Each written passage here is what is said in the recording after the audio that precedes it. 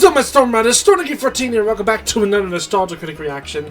We're actually going to be reacting to a new kind of episode on his channel because he's been doing reaction revisits. So he's going to be revisiting his old review of the 1990s Teenage Mutant Ninja Turtles. Now, I myself have never gotten into Teenage Mutant Ninja Turtles, but I do know a lot about them.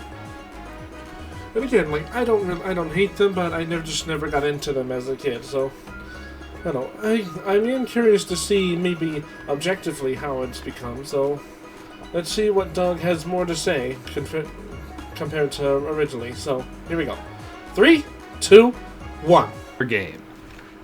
Come check us out at Cleveland Gaming Classic, September 19th through the 21st in Cleveland, Ohio. Hope to see you there.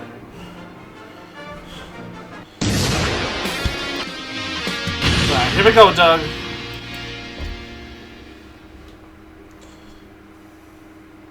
Hello, I'm the Nostalgia Critic guy, remember it? So you don't have to. And welcome to another episode of Review Revisit. Did I do a title card for that? I can't remember. Anyway, I reviewed Pokemon the first movie because over 15 years ago, I remember. the style was very different, and I had about 10 minutes to talk about it, and I focused more on telling jokes than analyzing. Over the years, though, my style has changed. I'm revisiting old reviews and going into more detail about them. Seeing how I just saw this on the big screen, it's been on my mind, so why not? Okay. Growing up, I was absolutely obsessed with Teenage Mutant Ninja Turtles. Right, I was one remember of those kids those. that had every toy, saw every episode. Well, let me just check something. Sorry. Okay, yeah, we're still good. Sorry, I thought the camera got messed up. If a product had a Ninja Turtle on it, it had to be mine. So, as you'd expect, I love the hell out of this movie. Next to maybe Batman, this was the VHS I watched the most growing up. Alright. No matter what, I will always love this film. I will admit, when I grew up, I had a difficult time figuring out if it was objectively good. I still loved it, nothing can take that away, but if somebody asked me if this was good for someone who never heard of Teenage Mutant Ninja Turtles, I don't think I could say yes. Alright. There's a lot of things that are very impressive, but there's a lot of things that are very awkward and don't make a whole lot of sense. I think Roger Ebert put it best, saying, well, he didn't like the movie. It's probably the best possible Teenage Mutant Ninja Turtles movie. I will say at least the costumes are very well done. That's how they're like animatronic faces and people in costumes. At least from what I'm looking at. It's better than some with at least they didn't use the excessive CGI that a lot of people use nowadays. 1990, I think that's very fair. So now, 35 years after it came out, I wanted to go back and, yes, relive the good old days of Turtlemania, but see once and for all if I consider this objectively good or a nostalgic guilty pleasure. So let's concentrate hard to see rats in a campfire. Yeah, that's a side thing in this. Let's take a look at the original Teenage Mutant Ninja Turtles. Alright, let's do it. We open in New York City, and note to self, exposition is a lot easier when one of your leads is a reporter. Crimes without criminals, an invisible gang at work. Who are we gonna call? Unfortunately, No. the police.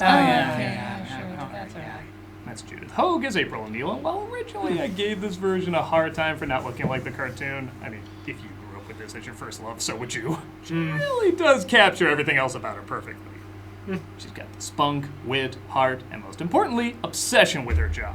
I always said the big difference between her and Lois Lane is Lois did her job for the fame and to win awards. Nobel Prize. I supposing the biggest gun smuggling ring to hit this town in 10 years, and what makes the front page? April does it because she loves getting information to everybody and is confident enough to know she can probably do the best. Alright. Well, that's always a plus in movies like this. Because that's what I always say about characters, that if it feels like the character, then I don't really care what it looks like. I think you know just as much as I do about this Foot Clan, and I don't think you're doing anything about it. I doubt very much that Chief Stearns is taking this possible connection seriously. This is great! I must really be onto something hot if they're trying to kill me! Lois is about the glory, April's about the story. Oh, and she wears yellow. Yeah, for whatever reason, you can change everything about this character, but as long as she wears yellow at least once, she's April. Get away from me! Well, at least she's played well. Some robbers who try to mug her, but out go the lights, and she's suddenly saved. She finds the weapon of one of her rescuers left behind.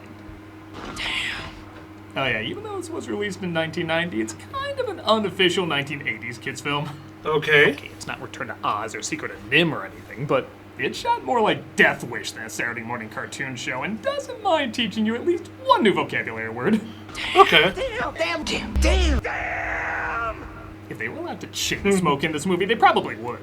Awesome! That would be kind of funny, seeing the turtles smoke. But I wouldn't want to see it necessarily, though. At least not like in a parody, but not in like an official thing. Righteous! I know everybody praises the turtle costumes in this, and honestly, they deserve even more praise. Jim Henson apparently had reservations working on this because of how violent it was. Lord knows he had a little of that in his history. What about? Oh yeah. Oh right. He did make He worked on Wilkins Coffee as well as the Ninja Turtles. I remember now. My future. Oh, you don't have a future. But you never would guess because these still look amazing all these years later. Mm-hmm. Dirty them up, they look wet and sweaty. Compare these to the later Turtle movies and you can see they did not phone this in. Mm-hmm. Imagining these actors trying to see through these masks and moving as naturally and quick as any teen would, while also choreographing fight sequences as precise as any martial arts fight that didn't have actors in pounds of foam and wires. As an adult, yeah, it's really cool. It's a really amazing achievement. Give me 3! You got it! The film only had 7 weeks to complete, and because every studio was too afraid to touch it, fearing it was too risky in terms of the effects, it ended up being an independent film. The highest grossing independent film at the time. But because of this, while the Turtles look great, they broke down a lot. Which is really eerie to see. Oh. Well, I mean, hey, at least it worked out, but oh boy, what are we gonna see? Like, these moments I've watched a million times are suddenly disturbing as hell because it looks like they're having a stroke. Whenever this happened, they just shot scenes of Splinter, who was mostly a hand puppet. Plus, the scenes were a lot more gentler and slower, matching his father-like persona perfectly. I suggest we all meditate now. I'm back! Even the orgasms when he meditates. What was that? I don't know. Maybe he was letting out like a very soft fart that he's been holding in for so long. I don't know. That's probably what I'd do. The Turtles are a touch different from how we knew them at the time. Donatello is certainly the brains, but he's not a super genius. Leonardo is still not that great a leader. In fact, he does very little leaderish things in this, but he does offer a lot of heart and sensitivity. And I guess they thought Michelangelo and Raphael were a little too similar in the cartoon, as they were both the lighthearted jokesters, so they made Mikey more the fun guy and Raph more the angry brooder. Okay. Carry over to a lot of future versions, as it does make sense, as he would be more the angsty muscle of the group, and it does feel like this lineup needs that. Yeah. Where did they come up with this stuff? Gotta love when a mutant turtle in a trench coat says, well, that was far-fetched. I was introduced to Casey Jones. Hey, at least it's better than frickin' Master of Disguise's turtle costume. Honestly, I'd be more fooled by that than his frickin' costume. Played by Elias Koteas, who originally had a brief scene showing he's pissed off with violence in the world, so he adds more violence in the world. But in this version, they cut that out, so he's just a random grown man beating up misguided kids. Class is paying 101. The instructor's Casey Jones. Honestly, like a lot of the characters in this movie, though, the charm from the actors helps balance out a lot of moments that don't always add up. Okay. How about a 5-minute game misconduct for roughing, pal? Raph says he's too rough on the kids, and again, the big fight. God, I hate punkers. Especially bald ones with green makeup. Wear masks over ugly faces. I'll admit, even when I was a kid, I was thrown off that a giant turtle could fool everybody into thinking he's human by just wearing a trench coat and a hat. I mean, Visiting New York, this scene? I was gonna say it's kind of like one of those Looney Tune moments where, like when Scooby dresses up as a person, apparently it fools the people. I don't know. Here? What the heck was that? Look like sort of a big turtle in a trench coat. You're gonna look wild here, right?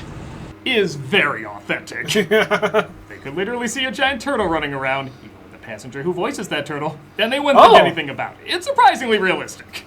I have tried to channel your anger, Raphael, but more remains. The film does take time to address teenage anger, and actually, I'd argue that's probably the theme of the film. Splinter tries to understand and comfort a teen feeling angry and lost, but there's others out there back then, and certainly now, who try to exploit that anger and misguidedness for their own personal gain. Yeah. He poisons your minds to obtain that which he desires. He cares nothing for you or the people you hurt. It was something as a little kid I didn't fully follow, but as a teen and especially as an adult, I see the value in it. Miss O'Neill, if you would stick to asking questions. I mean, it's a good lesson to learn. I mean, we all get stressed out and angry about things, but we gotta learn how to use that anger in an appropriate setting. And honestly, a lot of adults, especially in today's world, could learn how to do... I think should learn definitely that. Honestly, a lot of times, I don't think anger solves anything. I mean... Yeah, I mean, at least from my experience, anger doesn't solve much. Often it makes it worse. The police chief to do a better job finding the thieves, who were apparently inspired by Japanese martial artists called the Foot Clan.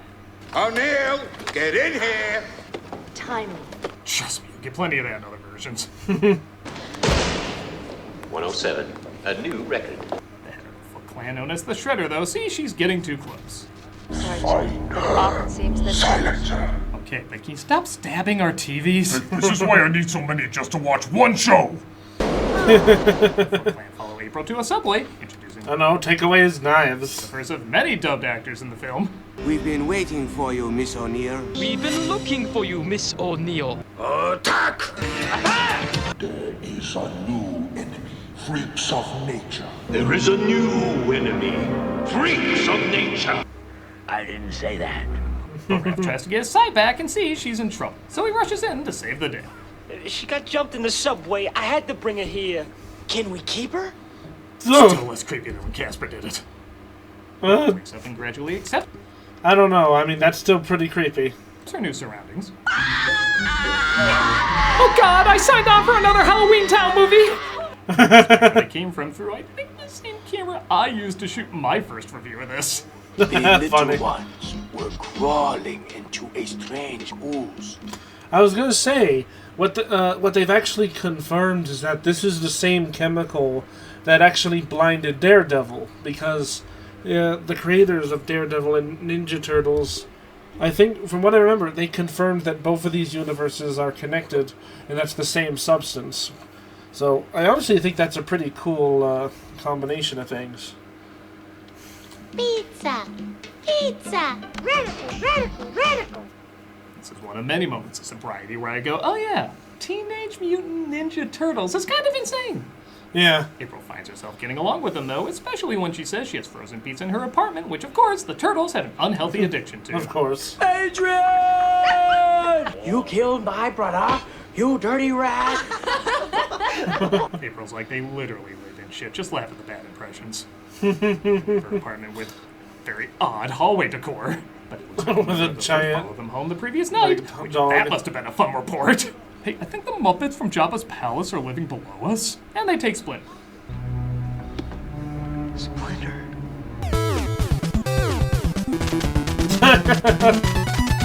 Oh, come on. Spent the night at April's as the following morning her boss, Charles, tells her to lay off the story as his son, Danny, was arrested for stealing and the police chief is using him as a bargaining chip. It's my story, no way. I just had a rough night. Well, let somebody else help you cover City Hall. Charles. Okay, one of the side effects of licking toads is you literally see toads. Charles has difficulty being a single father. Single fathers being something you didn't usually see that much in kids' films back then.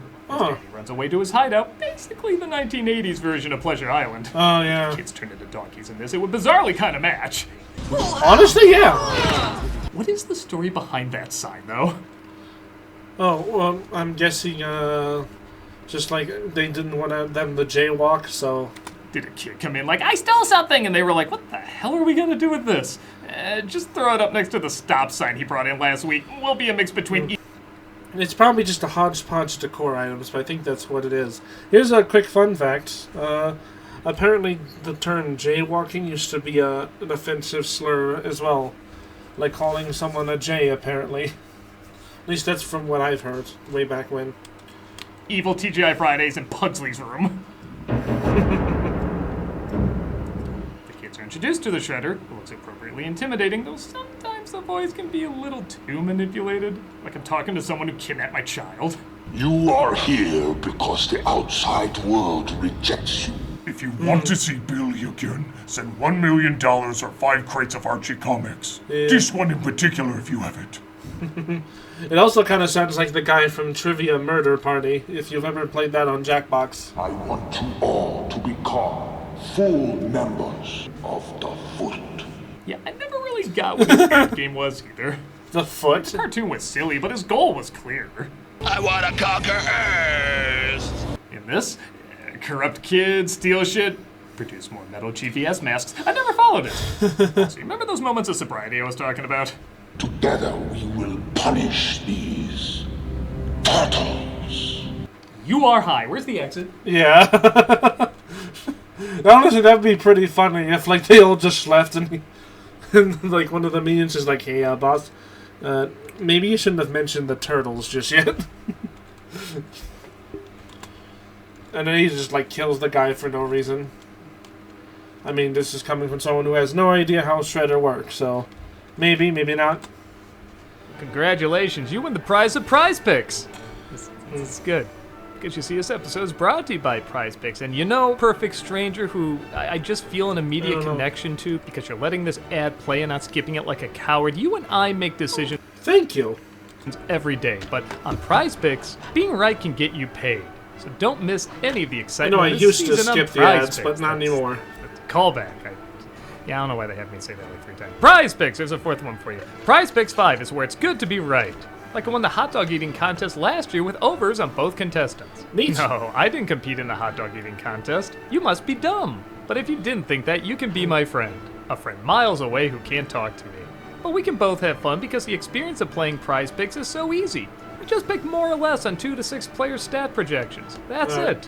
And seeing how there's a lot of good players this season, like Caleb Williams, and Josh Allen, and Lamar Jackson, you can make all sorts of great predictions, like I'm still taking under 23.5 touchdowns on Aaron Rodgers, and over 22.5 with Caleb Williams. But hey you, did you know Prize Picks also offers injury reboots? If one of your players leaves the game in the first half and doesn't return, Prize Picks won't count it as a loss. And hey, you, again, you, Prize Picks invented the flex play. Me? What is that? I'll tell you, you. It means you can still cash out if your lineup isn't perfect. You can double your money, even if one of your picks doesn't hit. Are you convinced yet? I kinda care. Well, if you are, do this, and if you're not, still do this. Oh, that's not good. I didn't mean to drop that. Okay, hopefully that didn't... Okay, it was this controller.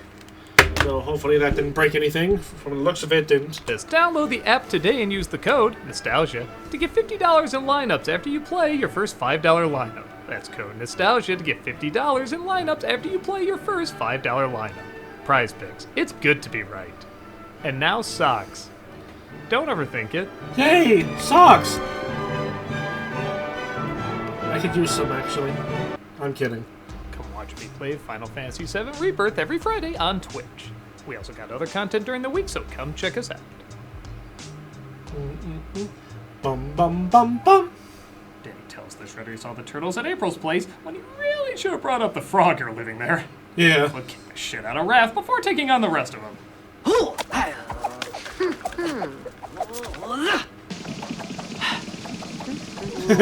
Care how often used in the advertising? That is the dumbest thing I've ever seen.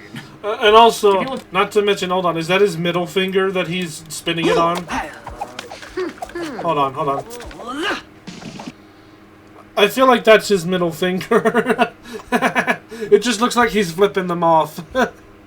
Hey, that's actually a really good way to sneak in like a flipping the bird in a kid's movie. Have it be distracted by something else that's equally... I don't care how often used in the advertising, that is the dumbest thing I've ever seen. Yeah. If you look close, you can tell they use different masks for when they fight with fewer wires inside, hence why they usually keep the same expression during an action sequence. Again, though, the fact that they can do any of this in these costumes is mind-blowing to me. The sweat that fell out of those turtle heads must have been like dumping water out of a mop bucket. Probably. I'll admit the jokes can be a little hit and miss, but I legit love this line. These guys aren't lumberjacks. No joke! The only thing safe in the woods would be the trees. What a little bitch. Casey joins the fight as well, and they fall into April's antique. That's a good line. The only thing safe in the woods from them is the trees. I want to hear that one more time. Hold on. These guys aren't lumberjacks. No joke! The only thing safe in the woods would be the trees. What a little bitch. Casey joins the fight as well, and they fall into April's antique store downstairs, which catches fire. Oh. April, it's Charles. You're fired, April. Speaking of which, Charles fires April for continuing to cover the story about the foot. Yeah, I think she already regrets that. The hey, Foot. didn't they use this place in the Grapes of Wrath? I haven't been up. Is that really the name of their villain group? Because that's cracking me up. I'm sorry. Good lord, a New York apartment, an antique shop, and a farmhouse she doesn't use? The economy in the 90s wasn't that good. Hell, even the sewers look like a pretty decent place to live. Honestly, yeah. About 4 miles away. Well, hey, you just saved yourself. If you don't mind all the rats you were and fired. poop. Casey delivers the news that And I don't mean Splinter. April's been fired in not exactly the most sensitive way. Thank you. No, thank you. You're welcome. You're welcome. It's kind of like moonlighting, isn't it? Grapes of Wrath and moonlighting? They really knew what 1990 kids were into, huh? I really like these scenes of them trying to recover from everything that's happened. I always kind of wondered if Avengers 2 borrowed from this. With that said, Maybe there a are little some bit. moments that are unintentionally hilarious. Like, I never laughed at where they put unconscious Raphael until this viewing. Did they just toss him in there while they're unloading their luggage? Where? Why in the bathtub and why like that specifically? You know, what would be kind of funny is if, like, you laid him on his back, and, you know, like the shtick that turtles, like, struggle when they're on their back. So, like, so when he finally comes to, he's like, help me. Where are the beds in this place? Look, I know a turtle can be comfortable in a tub of water, but somehow I don't think the measurements check out. No. Hey, what? Raph, you're awake. Raph does end up getting better as he makes amends with Leo, who he had a fight with earlier. It's a Kodak moment. You see turtles have the same second mouth as xenomorph. Oh! And we get the classic couple. Oh, shit. Oh. Kodak moment. Oh, that is terrifying. Oh, that's a big costume missing. Ooh. You see turtles have the same second mouth that xenomorph has. And we get the classic couple hating each other until out of nowhere they like each other. I wouldn't ask for your help if you were the last thing on the face of this planet. And I do mean out of nowhere. Like, most rom-coms have the couple finding something to connect on, but here they literally go from fighting all the time to this random massage scene. But to its credit, What? it is pretty steamy. Oh, my lord. What the frick? A little too much for Mr. Camera. We then get the scene that I loved as a kid, but as an adult, was one of the major moments that made me say, I don't know if this is objectively a good flick. Leonardo meditates and within seconds can talk to Splinter. Splinter! He encourages the others to do so, and Splinter comes to them in a vision, even though they never explain how this works, shown any moment of them learning it, or have Splinter say, by the way, if you want to save me, I'm on the east end of Lair Street. It's another in-joke, I know it. Look at Raph. Look at that Raph's face. It looks like he's trying to, like, hold in a fart. Kinda works anyway. Help! But okay, last week I was talking about emotional storytelling with Snow White, where the logic doesn't matter, it's more about what your emotions want to see, and kids are much better at giving into that. While this film is certainly not on the same level as that, I think it does dabble in it, and to some extent, does kind of work. There is a sincerity to this. You feel the heartbreak of them being separated from their father figure. It's not cynical in any way. Even though it doesn't make a lick of sense, the emotion does hit. Gladly return with my final words. I love you all, my sons. If you want to teach your kids about mastering mind, body, and emotions, show them Avatar. But if you want an emotional moment told in an emotional way, this gets the job done. To some extent, you could say the same about Shredder's vague plan, or the turtle's first words being pizza, or a few other scenes. True. It isn't just one isolated moment, so it kind of works. What is it? It's time to go back. The turtles go back home, and they find that Danny has been hiding out there since they were out. It's kind of weird they didn't order any Foot Clan to stay there after they took Splinter. Yeah. Casey doesn't like his new surroundings. You're a claustrophobic. You fist in the mouth? I've never even looked at another guy before. I love watching this movie with people who haven't seen it in years being like, oh, didn't get that when I was younger.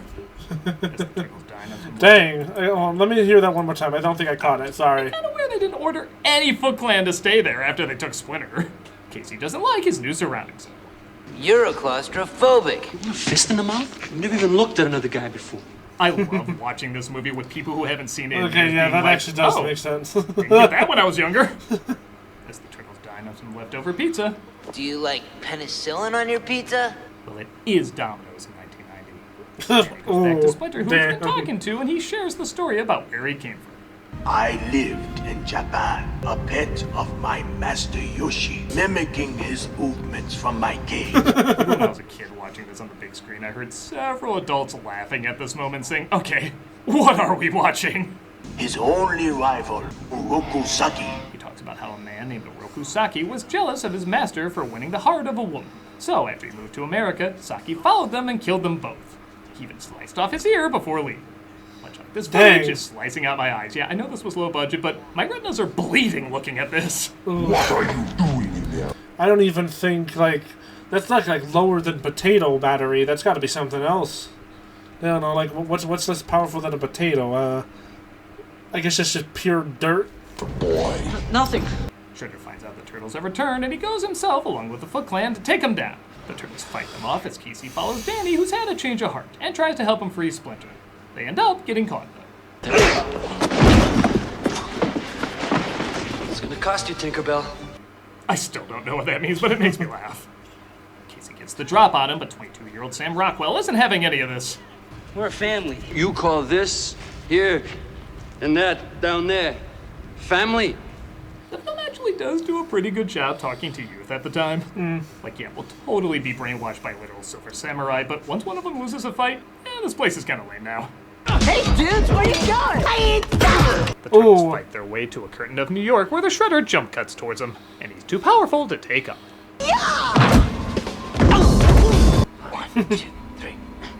Damn, great. I never did understand why they didn't just all rush him at the same time, but then again, That's it a good did lead to point. some good lines. What point did we lose control here? Maybe somebody ought to tell him that we're the good guys. Also, Shredder just waiting in the background is such a power move. The only thing I have on my schedule is killing you. I mapped out 3 hours for enjoying this. I'm in no rush. Honestly, that makes it's funny. Ooh. We really should invest in guns. Yeah. Splinter shows up, revealing Shredder as Saki and that he was the rat whose master he killed years ago. Now I will finish what I began with your ear. And then he goes out like a bitch. On the one hand, it is kind of cool that one calm move wins over all his anger-filled rage. I also like this isn't self-defense. He can pull him back up, but he's literally talking in great detail how his death is gonna be. God, I miss kids' films like this. Death comes for us all, but when you die, it will be without honor. Oh, and just to be sure, Casey also uses a dump truck to squash him. Oh, These are man! cold-blooded killers. Dang. So, yeah, Mr. Splinter's got some savagery in it. And so is that kid. The police are told the Foot's location, Danny reunites with his father, and April is asked to cover the story, seeing how she was right about everything. Did you know that Mae Williams over at Channel 5 has her own office? And in case you're wondering, yes, every reporter in this is named after a month. April O'Neil. Mae Williams. Exactly, June. You can have a corner office. Oh, but she's also one of the highest paid field reporters in New York City. Now you are. Now you are? Did you see how much New York property she owns? Yeah. Casey and April celebrate their sporadic love. The turtles literally don't say cowabunga until the very end. And despite me saying this is sort of an unofficial 80s kids movie, the one thing that clarifies that it came out in the 90s is, of course, the corny end credits rap. Girls on a half shell, they're on a mission. When there's a battle, got the enemy wishing that they stayed at home. Nowadays we have mid-credit sequences, but back then we just had rappers singing the Wikipedia synopsis. They were once normal, but now they're mutants. Splinter's the teacher, so they are the students. Good versus evil equals confrontation. They can't dust us off like some old... It's the form of rap that's like just... It's honestly more talking than it is... Like again... I don't know, it's just like the worser kind of rap. Coffee table. Poetry.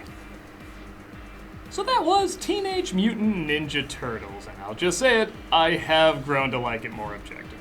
Alright. It's a live-action kids adaptation, when doing animated adaptations was more common. The movie had to fight to exist because everyone saw it as too difficult and risky, and now every IP is made into a movie because CG made it so easy. And because the fact that Ninja Turtles has been around for so long, it does acquit it of most of its problems. I always had an issue if you never heard of Ninja Turtles. A lot of things in this wouldn't make sense, but it's like James Gunn's Superman. It's been around long enough, you don't even need to tell the backstory. Everybody just knows it. And it really does capture all the different versions of Ninja Turtles up to that point, while still managing to have its own unique spin. It also represents what people liked about the franchise back then and will continue to like about them in the future, even with so many different styles and variations. Right. I thought I remember a lot more of them quoting catchphrases and dated lingo, but I think that's more in the sequels. For any moment where the film falls short, it's constantly saved by the charm of the actors, the ambition of the effects, the passion of its style, and its determination to survive beyond the odds being totally against it. Something about this idea does carry on through the generations, and as the first film to capture for that generation what it meant to be a Turtles fan, in many ways it also delivers what it means to be a Turtle fan for future and current generations. Well, that's good to hear then. I remember, so you don't have. They can't dust us off like some old coffee table. What? What does that mean? I don't know what the hell that means, but okay, that's good to hear. But yeah, like I think honestly, this definitely seems like a solid movie to me.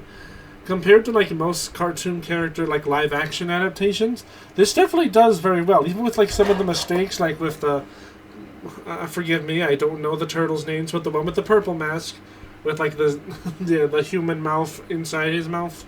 Even with that mistake, it's still honestly the costumes and everything does like make up for it. Which honestly, I do agree is definitely a good saving grace, because there's a lot of like.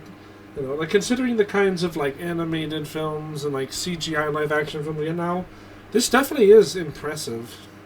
And honestly, compared to some of the other like Ninja Turtle models that I've seen, this one is definitely, I think, the better one. Like I've briefly seen some of the other Ninja Turtles, and I always thought the costumes were very weird, but these ones definitely do very well. But I mean, glad to hear Doug still likes it even more objectively than before. And honestly, I might give Ninja Turtles a chance. Who knows?